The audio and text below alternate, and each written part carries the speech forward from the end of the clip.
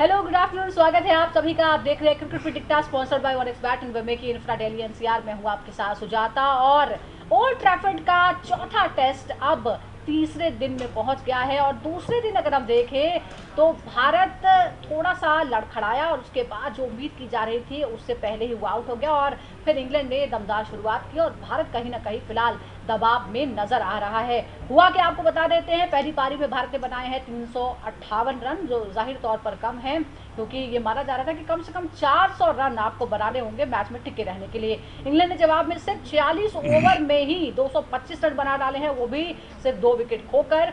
और फिलहाल 133 रनों की बढ़त भारत को हासिल है, लेकिन क्या ये काफ़ी है? जिस अंदाज में जैक क्राउली और डकेट ने शुरुआत की है, लगता है कि वो टेस्ट नहीं बल्कि T20 का मुकाबला खेल रहे हो।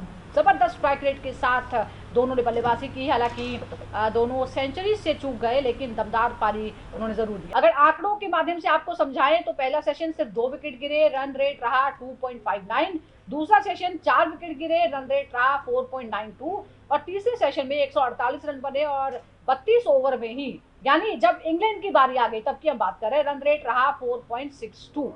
ओपनिंग जोड़ी की बात करें तो डकेट ने 100 गेंदों में 94 रन बनाए, स्ट्राइक रेट रहा 94 का। जैक क्राउली ने 113 गेंदों का सामना किया और 84 रनों की ताबड़तोड़ पारी खेली। दोनों ने मिलकर भारत के खिलाफ 150 प्लस की ओपनिंग साझेदारी कर दी और इसे लेकर फिर एक बार सवाल उठे क्योंकि रोहित शर्मा की कप्तानी में 24 टेस्ट में एक बार भी ऐसा कोई अपोजिशन की टीम करने में कामयाब नहीं हुई थी, लेकिन शुभमन गिल की कप्तानी में 4 टेस्ट खेले गए हैं, चौथा टेस्ट अभी चल रहा है और ऐसा 2 बार अभी ही हो चुका है। यानी बॉलिंग यूनिट पर सवाल है या स्ट्राइक जो बॉलर्स है क्या उसकी वो कमी है, क्योंकि दबाव डालने के लिए जरूरी है कि ओपनिंग पार्टनरशिप में से किसी एक को जल्दी से जल्दी आउट किया जाए, जो हम नहीं कर पा रहे हैं। 2025 में भारत ने 150 प्लस की ओपनिंग पार्टनरशिप 2 बार देख ली है, जबकि 2016 से 2024 के बीच ऐसा एक बार भी नहीं हुआ था। अगर इस टेस्ट की हम बात करें तो यहाँ साई सुदर्शन और अंशुल कंबोज के लिए बुरी खबर है क्योंकि दोनों ही शून्य पर आउट हो गए। अंशुल कंबोज को बॉलिंग के लिए लाया गया, लेकिन फिर टेल एंडर्स को लेकर सवाल उठे। अंशुल कंबोज 0 पर जब आउट हुए। ऋषभ पंत ने एक बार फिर इतिहास में अपना नाम दर्ज करा लिया है। टेस्ट में भारत के लिए सबसे ज्यादा छक्के लगाने में वो वीरू यानी वीरेंद्र सहवाग के बराबरी पर आ गए हैं। 90 छक्के जो हैं उन्होंने अब लगा दिए हैं। ऋषभ पंत अब अगर इंग्लैंड की बात करें तो इंग्लैंड के खिलाफ सबसे ज्यादा छक्के लगाने वाले बल्लेबाजों की लिस्ट में टॉप पर पहुंच गए हैं। पंत के 38 छक्के हैं, बेन स्टोक्स 39 ऑस्ट्रेलिया के खिलाफ उन्होंने लगाया है, यानी सिर्फ उनसे ही वो पीछे हैं। अब जसप्रीत बुमराह की हम बात करते हैं। जसप्रीत बुमराह के स्पेल पर हम डिटेल से बात करेंगे, किस तरह से बदलाव जो है वो देखने को मिला। शुरुआत में उन्होंने स्ट्रगल किया लेकिन उसके बाद रन रेट पर उन्होंने नियंत्रण कर लिया और इन तमाम चीजों पर हम बात करने वाले हैं। टीम में क्या खामियां हैं, कहाँ चूक हुई है, क्या सुधार करने की जरूरत है और क्या अभी भी भारत वापसी कर सकता है। बात करने के लिए मेरे साथ स्टूडियो में मौजूद है बेहद खास मेहमान 1983 वर्ल्ड कप टीम के सदस्य मदन लाल जी हमारे साथ हैं। मदन लाल जी, बहुत बहुत स्वागत है। Thank you very much sir, detail में हम बात कर रहे थे और कल भी हमने आपके साथ बात की थी और आप कह रहे थे कि 400 प्लस का स्कोर अगर बनाएंगे पहली पारी में तो ठीक रहेगा, लेकिन हम 358 ही बना सके। अब ऐसे में थोड़ा सा हम शुरुआत देखते हैं। भारत ने पहले सेशन में 57 रन बनाए, 2 विकेट, रन रेट रहा 2.59। क्या आपको लगता है कि बल्लेबाजों ने शुरुआत में बहुत ज्यादा डिफेंसिव रुख अपनाया जिसकी वजह से हम 400 का आंकड़ा पार नहीं कर पाए? नहीं, देखिए, बात पता क्या है कि जब आप बैटिंग शुरू करते हैं फर्स्ट इनिंग में तो विकेट जो है थोड़ी सी फ्रेश रहती है और फ्रेश रहने से क्या है कि आपको थोड़ा सा सूझबूझ कर खेलना पड़ता है और ताकि आपके विकेट्स ना गिरें। पर जब आप थोड़ा सा वहाँ पे सेट हो जाते हैं तो अब आपको अपने जो स्ट्रोक्स है वो खेलने पड़ते हैं। तो उसमें थोड़ा सा मैं समझता हूँ कि कई बार हम थोड़ा सा चूक जाते हैं, इसलिए क्योंकि होता क्या है कि जब आप रिस्क नहीं लेते थोड़ा सा तो रनों की गति जो है वो धीमी पड़ जाती है। प्रेशर डालने के लिए आपको करना क्या है कि आपको साथ साथ में स्कोर बोर्ड भी चलाते रहना है। नहीं नहीं तो होता क्या है कि जब अगर आप ज़्यादा रुक रुक के खेलेंगे तो उसमें ये भी होता है कि कई बार आप अपनी विकेट खो देते हैं।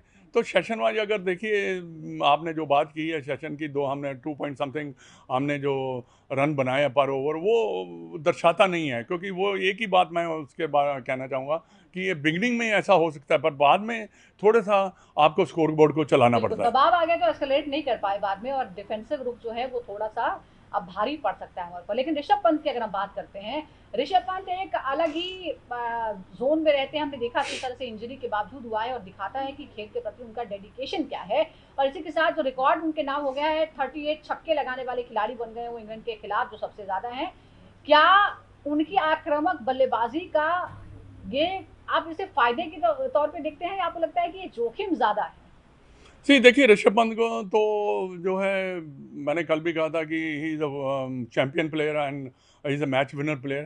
पर ये है कि ये इसकी nature of the game is like that, he plays the shots, you know. छक्के तो ये अभी और भी कई कई सारे मारेगा, और जब तक ये अपना कैरियर ख़त्म करेगा इतने छक्के मार देगा कि तो इसके पास पहुंचना बड़ा मुश्किल हो जाएगा। पर ये है कि कई बार इतना अग्रेसिव खेलने से भी आपको देखना ये है कि आप रिस्पॉन्सिबिलिटी भी लेनी चाहिए साथ में। टीम क्या कहती है, आपकी जो सिचुएशन के हिसाब से खेलना भी बड़ा ज़रूरी है। अगर बड़ा छोटी सी बात मैं अब कहना चाहूँगा, उन्होंने 52 और 53 रन जो बनाए हैं कल आकर, 37 तो उन्होंने पहले ही बना दिए थे चोट लगने से। उसके बाद जो रन बनाए हैं, ये एक दर्शाता है कि ऋषभ पंत जो है एक टीम मैन है, और उसको कंसर्न था कि अगर मैं 10-15 रन भी बनाता हूँ तो टीम के लिए बेनिफिट होगा। पर देखने वाली बात है कि जो शॉट आपने खेला है, जिसमें आप इंजर्ड हुए हैं, वो शॉट्स को थोड़ा थोड़ा सा आपको देखना, और वो भी पेस बॉलर के अगेंस्ट, क्योंकि अगर आप मिस करते हैं तो आपके हिट तो करेगा ही करेगा, काफी रिस्की कहीं ना रिस्की शॉट था वो। तो उसे देखिए, उसे हमें नुकसान हुआ है। नुकसान इसलिए हुआ है कि ऋषभ पंत हमें चाहिए था, इस इनिंग में भी चाहिए था। पहली इनिंग में अगर ऋषभ पंत बैटिंग कर रहा था तो हम 400 450 का ये आंकड़ा पार कर रहे थे। अगर सेकंड इनिंग में आप कैसे वो बैटिंग करेगा, अगर हमें उसकी ज़रूरत पड़ गई और वो ना खेल पाया तो टीम को तो काफ़ी नुकसान होगा ना। बिल्कुल, टीम को काफ़ी नुकसान होगा, और इसीलिए कुछ चीज़ें हैं, देखते हैं कि आगे इस मैच का कैसे बढ़ता है। लेकिन अगर हम इंग्लैंड के बल्लेबाजों की बात करें, तो आते ही उन्होंने ठान रखी थी कि पूरी तरह से जो बेसबॉल क्रिकेट वो खेल रहे हैं वो उसका नज़ारा ज़रूर दिखाएंगे, और ऐसा ही कुछ हुआ। बेन डेकेट ने 100 गेंदों में 94 रन बना डाले, और उनका स्ट्राइक रेट रहा 94 का। क्या भारतीय गेंदबाज अब उन्हें अभी तक उन्हें कंट्रोल करने का कोई तरीका नहीं ढूंढ पा रहे हैं? हालांकि वो सेंचुरी से चूक गए, लेकिन 94 की स्ट्राइक रेट से उन्होंने ओपनिंग दी। सी देखिए, बेन डकट और ये क्रोली जो है, ये इंग्लैंड में थोड़ा सा चेंज आया है। पिछले 5-7 सालों से जो बेसबॉल क्रिकेट की आप बात करते हैं, वो एक चेंज है। वो अटैकिंग क्रिकेट उन्होंने खेलनी शुरू कर दिया, इसीलिए उन्होंने ज़्यादा से ज़्यादा टेस्ट मैच जीतने भी शुरू कर दिए हैं। See I think that's a big change, you know. उन्होंने टेस्ट क्रिकेट का कॉन्सेप्ट थोड़ा सा चेंज किया। दैट्स वाई उन्होंने 94 रन बनाए। स्ट्राइक रेट भी उनका काफ़ी 94 ही रहा। 94 था, और ये बहुत अच्छा स्ट्राइक रेट है। क्रोली का भी जो स्ट्राइक रेट है बहुत ही बेहतरीन था। आपने अगर इतने अच्छे स्ट्राइक रेट से रन बनाए हैं तो टीम को तो बेनिफिट होगा ही। बट हमने क्या किया है, हमारी बॉलिंग ने क्या किया है, देखो 43 ओवर में ही हमने 225 रन बना दिए। अभी उनके 2 ही खिलाड़ी आउट हुए हैं। और एक और बात मैं कहना चाहूँगा, 50-60 रन की लीड जो है, इतनी ज़्यादा वो फ़र्क नहीं पड़ने वाला। पर अगर लीड इंग्लैंड ले जाता है 150 रन की, देन भारतीय टीम के लिए मुश्किलें बहुत खड़ी हो जाएंगी। और इस बेन डकट को रोकने के लिए ये कि आप एक ही कॉरिडोर में गेंद करें, जहाँ पे आप उसकी विकेट ले सकें। अगर आप चारों तरफ बॉलिंग करेंगे तो फिर मुश्किलें हैं। आप वो तो खेलेगा क्योंकि वो is a stroke players, and Crawley का भी ऐसा ही है। चौथे पांचवें दिन बैटिंग करना कितना मुश्किल हो सकता है, ये हमने लॉर्ड्स में भी देखा था। लेकिन एक और बात है, जिस तरह से आपने कहा कि हमारे बॉलर क्या कर रहे हैं, अब वही जिसका जिक्र मैंने पहले भी किया कि शुभमन गिल की कप्तानी में हम 4 टेस्ट मैचों में 2 बार ऐसा हो चुका है कि ऑपोजिशन के जो ओपनर थे वो 150 प्लस की ओपनिंग साझेदारी कर पाए, जो कि रोहित शर्मा की कप्तानी के दौरान नहीं हुआ था। अब ये बताता क्या है, क्या ये बॉलर्स की कमजोरी है, या फिर कप्तान शुभमन गिल की रणनीति की ये कमी है कि कब किसे इस्तेमाल किया जाए, किस छोर से बॉलिंग कराए?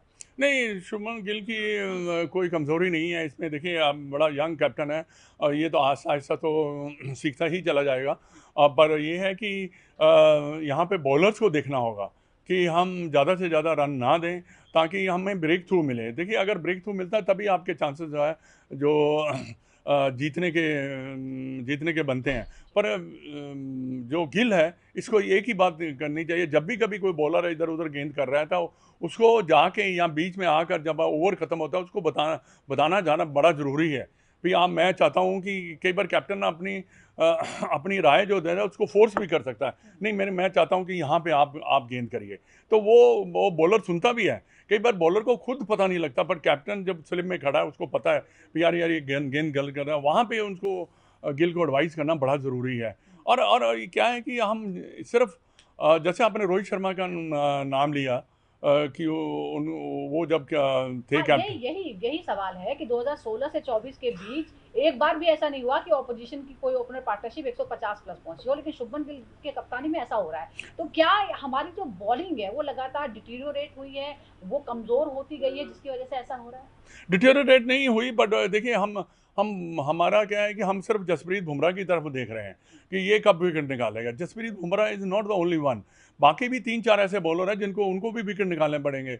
अब मैं देखिए कि एक और भी कारण आपको बताऊं, जसप्रीत बुमराह ये तीसरा टेस्ट मैच है, वो जो इंग्लिश बैट्समैन है उसको खेल चुके हुए हैं। अब उनको पता है कि इसको कैसे बैटिंग करनी है।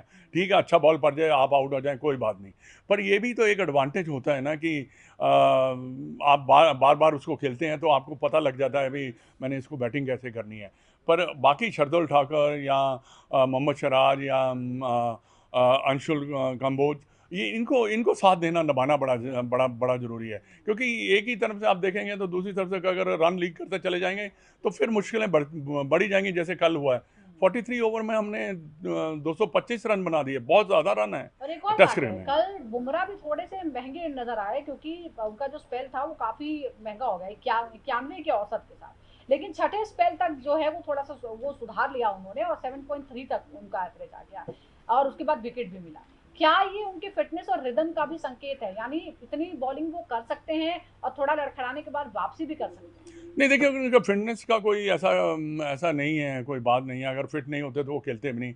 बाकी रिदम की बात करते हैं, रिदम देखिए, आपकी रिदम जब आप गेंद स्टार्ट करते हैं एक दूसरे ओवर के बाद ही आ जाती है, आपको पता होता है कि मैंने गेंद कहाँ करनी है, कैसे आउट करना है।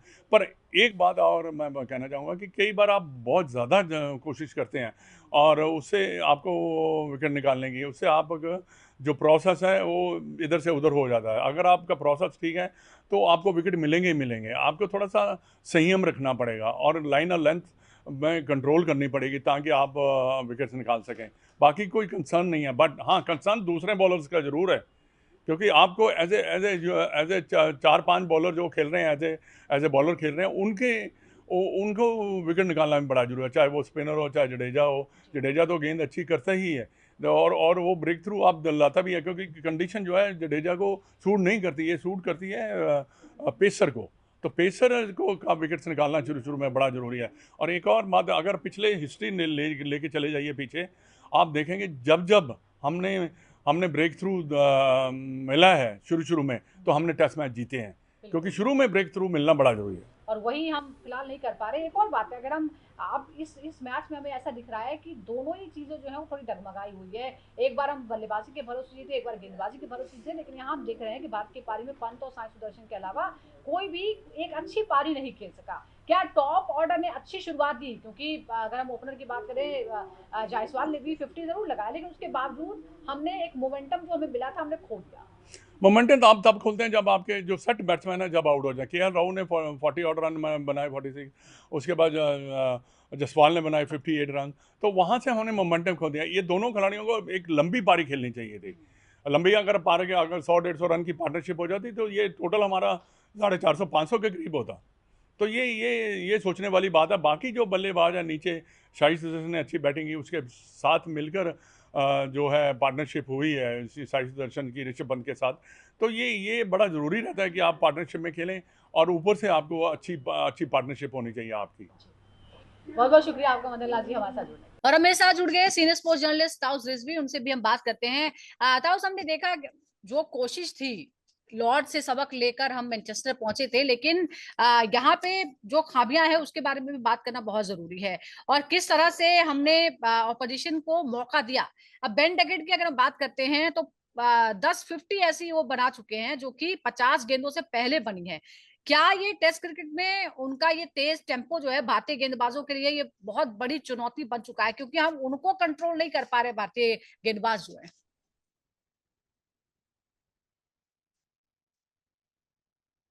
नहीं, जिस तरह से पहले पिछली मैच जो आपने देखा था, उनका रवैया, रुख चेंज हो गया था और ये बैस बॉल से ब्लॉक बॉल आ गए थे। तो यहाँ पर आप हम्म। देखेंगे कि इनका गेम जो है ओपनर्स के ऊपर डिपेंडेड है कंप्लीटली।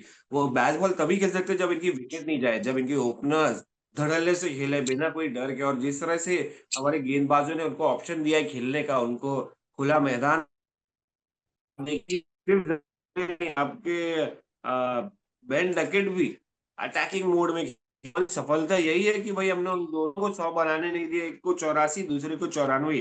तो कहीं ना कहीं मैं देख रहा हूँ कि यार हमारे गेंदबाज जो है स्ट्रगल करते हुए नजर आ रहे हैं यहाँ पर।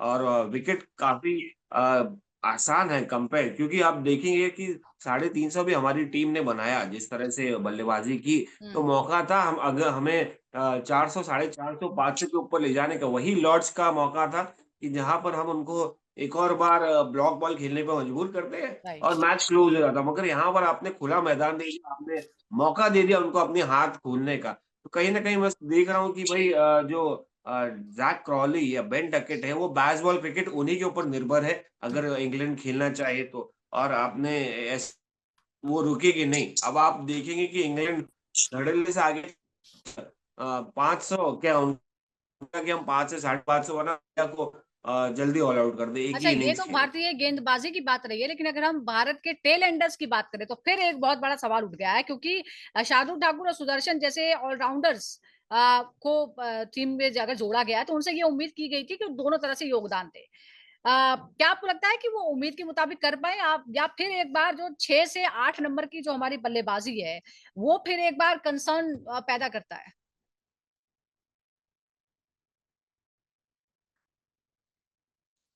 देखिए जो काम था उनका, जो टेल एंडर्स से हम क्या ही उम्मीद कर सकते हैं। पिछले मैच में उन्होंने किया, कोशिश की पिछले मैच में, और काफी अच्छी कोशिश थी। मैं कहूंगा, मैं सक्सेस, अगर जीत नहीं मिली मगर कहीं ना कहीं सक्सेस मिला।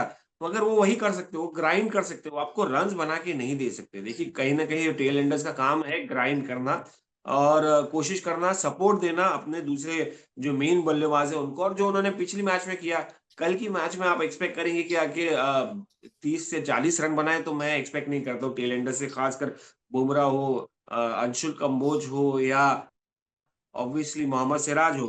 बट जिम्मेदारी आ जाती है आपकी डीप मिडिल ऑर्डर, आपका डीप लोअर मिडिल ऑर्डर, जहां वॉशिंगटन सुंदर तक जो आपने खींचा है कुलदीप यादव को नहीं खिला के।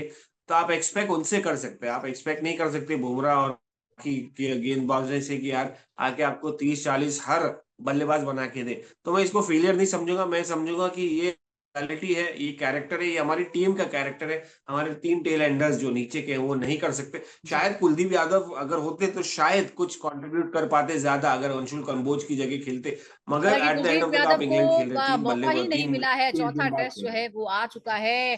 अब क्या कॉम्बिनेशन परमुटेशन है उसकी बातें हो रही हैं। अंशुल कंबोज का भी कोई योगदान फिलहाल नजर नहीं आया है। तो चलिए, ये तो बात रही टेस्ट की, और फिलहाल जो है वो उम्मीद की जा रही है कि टीम इंडिया के जो गेंदबाज है आज थोड़ा जोर लगाएंगे, और पहले सेशन में शायद थोड़ी कामयाबी मिली तो उसके बाद ही टीम जो है वो बनी रह सकती है इस मैच में, लेकिन उसके बाद मुश्किल हो सकती है। अब आगे बढ़ते हैं और बात करते हैं WCL यानी वर्ल्ड चैंपियनशिप ऑफ लेजेंड्स की। और बीती शाम जो मुकाबला हुआ England champions versus south Africa champions में, उसमें जबरदस्त जो है पारी देखने को मिली एबी डिविलियर्स की तरफ से। एबी डिविलियर्स ने सिर्फ 51 गेंदों में नाबाद 116 रन बना डाले, स्ट्राइक रेट रही 227, इस दौरान 7 छक्के भी उन्होंने लगाए। अब बड़ा सवाल यह है कि एबी डिविलियर्स का जो तूफान है, क्या साउथ अफ्रीका चैंपियंस को चैंपियंस बना सकता है? इस पर भी हम बात करते हैं। ताउस भी हमारे साथ जुड़े हुए हैं। ताउस, ये जो एबी डिविलियर्स ने किया है पिछले मुकाबले में भी हमने देखा किस तरह से ताबड़तोड़ बल्लेबाजी की 210 की स्ट्राइक रेट के साथ, और अब 51 गेंदों में 116 रन, इंग्लैंड चैंपियंस के खिलाफ एक तरफा मैच उन्होंने बना दिया अपनी बल्लेबाजी से। क्या आपको लगता है कि इंग्लैंड की गेंदबाजी की कोई रणनीति ही नहीं थी एबी डिविलियर्स के खिलाफ, या आपको लगता है कि डिविलियर्स के खिलाफ कुछ काम ही नहीं आता? नहीं, ये ईबी डिविलियर्स के सामने इंग्लैंड की गेंदबाजी है वो खिलौना लग रही थी ज्यादा, मुझे ऐसा लग रहा है। बट हम्म। कहीं ना कहीं अनफेयर एडवांटेज मिल जाता है ईबी डिविलियर्स को लेजेंड्स मैच में, लेजेंड्स क्रिकेट खेलते हैं, क्योंकि एक तो फिट प्लेयर है, दूसरा 1-2 साल पहले ही रिटायर हो गया जब अपने पीक फॉर्म में थे। भाई याद रखिए, पीक फॉर्म में, राइट। अपने बिल्कुल। पीक फॉर्म में जब रिटायर होता है तो कहीं ना कहीं वो अपना छाप तो आगे जाके छोड़ता ही है। तो अभी 41 साल के हैं और 41 साल में इतना फिटनेस जबरदस्त, तो मुझे लगता है एक अनफेयर एडवांटेज है जो साउथ अफ्रीका के काम आएगा। और ये एडवांटेज अनफेयर इसलिए मैं कह रहा हूँ, हाँ, अनफेयर इसलिए मैं कह अनफेयर रहा हूँ दूसरों क्योंकि के लिए है। एबी डिविलियर्स, हाँ, एबी डिविलियर्स एक तरीके से ऐसे बल्लेबाज है जो मुझे लगता है 45 साल तक भी ऐसी बल्लेबाजी कर सकते हैं, अबिलिटी अगर वो फिट रहे तो। कहीं ना कहीं साउथ अफ्रीका मुझे एक अच्छी टीम नजर आ रही है, एक टीम जो कोई भी मुकाबला जीत के धप बढ़ती है। और उसकी सबसे करीब मुझे लगता है ऑस्ट्रेलिया। आप बाकी टीम्स देखेंगे, युवराज सिंह, सुरेश रैना, या आप दूसरे इंग्लैंड टीम देख रहे हैं कमजोर, या पाकिस्तान कमजोर नजर आएगी क्योंकि उनके प्लेयर्स फिट नहीं है। उनके प्लेयर्स ने रिटायरमेंट ले लिया है मेंटली और फिजिकली। और यहाँ पर एबी डिविलियर्स जो है ऐसे बल्लेबाज हैं जो अभी तक मेंटली रिटायरमेंट नहीं लिए, अभी भी गेम में है। उस दिन मैं मुंबई में खेलते हुए नजर आ रहे थे, व्हील चेयर ऐसे की बिल्कुल, है। देखिए अब ये मैं माइंड यू, व्हील चेयर पे पहली गेंद पे आके उठा देना, मार देना, और बिल्कुल शायद किसी की इसीलिए बात। ताऊ जब डिविलियर्स ने संन्यास ले लिया था सडनली, तो सबको शॉक लगा था कि ऐसा कैसे हो सकता है, और उसमें बहुत सारी बातें हुई थी। और जाहिर तौर पर वो जो है वो शायद वो खेलना ही चाहते थे और वो पूरी तरह से फिट भी थे, लेकिन ऐसा किया उन्होंने। अब यहाँ साउथ अफ्रीका चैंपियंस ने 153 रन बनाए थे बिना विकेट गवाए, सिर्फ 12.2 ओवर में। क्या ये अब तक की WCL 2025 की सबसे दमदार पारी आपको लगती है, या इससे भी बेटर होने की उम्मीद है कुछ? नहीं, देखिए अब ऐसी पारियां लेजेंड्स में कितना देखते हैं। या तो सचिन को आपने देखा था रिसेंटली, जो एक लेजेंड्स हुआ था उसमें भी सचिन फॉर्म में थे। See at the end of the day मुझे लगता है कि जो प्लेयर्स, जो लेजेंड्स अपने गेम से शिद्दत से प्यार करते हैं वो है एबी डिविलियर्स और सचिन तेंदुलकर। और क्योंकि वो अपने गेम में रहे हैं, ऑब्वियसली फिटनेस मैटर्स।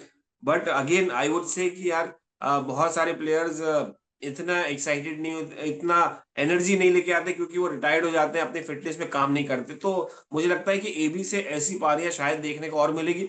दूसरा प्लेयर, दूसरी टीम से जो मुझे लगता है वो है ऑस्ट्रेलिया। ऑस्ट्रेलिया जिस तरह से परफॉर्मेंस दे रही है, जिस तरह से back to back South Africa की तरह जीती है और जिस तरह से डोमिनेट कर रही है, मुझे लगता है उनके काफी पुराने रिटायर्ड ब्रेट ली कप्तान भी इतना हंगरी है, नजर आ रहे हैं जीतने के लिए। तो वो जीतने का जज्बा इंपॉर्टेंट है आपका। तो आप उस तरीके से तैयार होते हैं, फिटनेस के ऊपर काम करते हैं। यहाँ पर हमारे इंडियन प्लेयर्स कमेंट्री भी कर जी रहे हैं, क्रिकेट भी खेल रहे हैं एंजॉय करने के लिए। मगर यहाँ पर आप देखेंगे एबी डिविलियर्स, ऑस्ट्रेलिया, ये वो फिटनेस भी जबरदस्त तरीके से बिल्कुल, करते हैं फिटनेस और और क्रिकेट टच भी में उतने पूरी तरह जज्बे से से नजर खेलते आ हैं, रहे हैं। उतने जज्बे और से एक कमेंट्री और करते चीज हैं। है ताउस, जो मैं आपको बता दूं, लगातार 3 जीत हासिल की है साउथ अफ्रीका ने, और रन रेट जो है 3.439 के साथ है। साउथ अफ्रीका फिलहाल टॉप पर है। क्या आपको लगता है कि दूसरी टीमों के लिए अब सिर्फ फॉर्म की बात नहीं है, बल्कि अपनी स्ट्रेटजी पूरी बदलनी होगी साउथ अफ्रीका से निपटने के लिए? देखिए, ये फॉर्मेट ऐसा है कि भाई 6 टीम्स हैं, 4 टीम सेमीफाइनल में आएंगी। तो जो 2 टीम जो तीसरी चौथे नंबर पे भी आएंगी तो उनको वरी करने की जरूरत नहीं है। मगर कहीं ना कहीं साउथ अफ्रीका क्या, ऑस्ट्रेलिया के सामने भी आपको रणनीति एक फ्रेश लानी पड़ेगी, एक फिटनेस लाना पड़ेगा, एक मेंटली विनिंग एटीट्यूड लाना पड़ेगा। मैं तो देख रहा हूँ साउथ अफ्रीका और ऑस्ट्रेलिया का फाइनल, और वो फाइनल अभी लीग स्टेज में तो दोनों खेलने वाले हैं, वो भी एक जी। इंपॉर्टेंट स्टेज रहेगा। मगर मैं फाइनल देखना चाहता हूँ इन दोनों टीम का, जो डिजर्विंग है, हम्म। जो एक हंगर के साथ खेल रही है। कहीं ना कहीं मैं देख रहा हूँ कि भाई सारी टीम स्ट्रैटेजी तो बदलना है, इंडिया को हम्म। स्ट्रैटेजी बदलना है, इंग्लैंड को, चलिए, वेस्ट तो इंडीज को। वेस्ट इंडीज भी एक टीम है जो शायद सेमीफाइनल चैंपियनशिप ऑफ तक पहुंची। लेजेंड्स के लिए एक प्रेडिक्शन यहाँ पर है ताउस रिजवी की, कि south Africa versus Australia final हो सकता है। और सबकी इस पे निगाहें रहने वाली है, क्योंकि साउथ अफ्रीका जबरदस्त फॉर्म में, साउथ अफ्रीका चैंपियंस की टीम जबरदस्त फॉर्म में फिलहाल नजर आ रही है। लगातार 3 जीत उसने हासिल की। बहुत बहुत शुक्रिया आपका ताउस रिजवी हमसे बात करने के लिए। और आइए चलते चलते आपको पूर्व भारतीय क्रिकेटर ईशांत शर्मा, जो इस वक्त WCL का हिस्सा है और इंग्लैंड में ही मौजूद है, उनके साथ खास बातचीत सुनाते हैं। जो ये कह रहे हैं कि अब जब खिलाड़ी फर्स्ट क्लास क्रिकेट खेल रहे हैं, ये भारतीय टीम के लिए बहुत अच्छी खबर है। इसके अलावा भारतीय पेस अटैक के बारे में और ऋषभ पंत के बारे में भी उन्होंने अपनी बात रखी है। सुनाते हैं आपको इस खास बातचीत में। रेड बॉल काफ़ी जो लड़के अब खेल रहे हैं, मैं अगर फर्स्ट क्लास क्रिकेट की बात करूं, बोर्ड ने भी कहा कि इंटरनेशनल प्लेयर्स ने भी रेड बॉल खेला और रेड बॉल की झलक भी दिख रही है क्योंकि आकाशदीप भी निकल गए। तो रेड बॉल कितना इंपॉर्टेंट लग रहा है कि आपको खेलना चाहिए सारे प्लेयर्स को ही। See, obviously, if you are available, then you should play first class cricket. First class cricket खेलना बहुत ज़रूरी है। तभी आप, अगर आपका अच्छा करियर है और आप अच्छा लंबे टाइम तक फर्स्ट क्लास क्रिकेट खेलते हो, जितने भी अगर आप देखोगे इस्टेब्लिश टेस्ट क्रिकेटर्स, उन सब ने फर्स्ट क्लास क्रिकेट में बहुत सारे रन बनाए हैं, विकेट लिए हैं, तभी वो इतने लंबे टाइम तक टेस्ट क्रिकेट कंट्री को सर्व कर पाए। पूल बहुत बढ़ चुका है। अगर मैं वाइट बॉल की बात भी करूं, डीपीएल जैसे स्टार्ट होगा अभी, डीपीएल ने कि 2 लड़के निकाल के दिए आईपीएल में जो अच्छा खेले, हमारे 2 टैलेंट, और वो टैलेंट जो है कहीं ना कहीं टीम इंडिया में भी दस्तक दे रहा है। तो आप जितना बड़ा जितना यंगस्टर जो खड़े हो रहे हैं, इस पूल के बारे में आप, इस पूल को आप किस तरह देख रहे हो कि इंडिया का जो बेंच स्ट्रेंथ है वो भी काफ़ी मजबूत होता जा रहा है पीछे? हाँ, सी टैलेंट तो इंडिया में कभी कमी थी नहीं, बट हमेशा अपॉर्चुनिटी की बात होती है। जिसको जिस टाइम पे अपॉर्चुनिटी की बात मिलती है, और सबसे अच्छी चीज़ क्या है कि अभी कोई डिफरेंट तरीके का एक्शन का बॉलर आता है, डिफरेंट तरीके से बैटिंग करता है, तो उसको वो एक कैच होता है ना आंखों के लिए, तो वो कैच है, वो तो उसको अपॉर्चुनिटी देते हैं। ऐसा नहीं कहते कि नहीं उसका एक्शन डिफरेंट है या उसका स्टाइल डिफरेंट है। किसी का स्टाइल डिफरेंट भी है, अगर वो परफॉर्म कर रहा है तो वो खेलेगा, तो ये एक अच्छी चीज़ है। ईशान, आपने इंग्लैंड में लीड किया था टीम इंडिया के पेसिंग अटैक को एक टाइम पे। अभी बुमराह भी कर रहे हैं, लेकिन बुमराह इन एंड आउट हो रहे हैं, लेकिन जिस तरह नए लड़कों ने बॉलिंग अटैक संभाला है उसको आप कैसे देख रहे हैं? काफ़ी अच्छा है। जब अगर आप अपनी कंट्री के लिए खेल रहे हो, अपॉर्चुनिटी है, परफॉर्म कर रहे हो, मैच जिता रहे हो, इससे बेटर खुशी आपको कहीं नहीं मिल सकती। ईशान, मेरा आखिरी सवाल रहेगा कि आप ऋषभ पंत के साथ घरेलू क्रिकेट भी खेल रहे हैं, आपके अच्छे दोस्त भी रहे हैं। जिस तरह ऋषभ फ्रैक्चर के बाद बल्लेबाजी करने उतरे हैं, वो उनकी क्या डेडिकेशन दिखाता है? सर, मेंटली कितने टफ है ये दिखाता है कि आपके पास कोई भी अपॉर्चुनिटी हो, कैसी भी हो लाइफ में, कैसा भी सर्कमस्टांसेस हो, अगर आप गिव अप नहीं करते तो I think you can make a comeback and strong comeback. और इसी के साथ आज के शो में इतना ही। तमाम अपडेट के लिए आप लगातार जुड़े रहिए क्रिकेट प्रेडिक्टा के साथ। नमस्कार।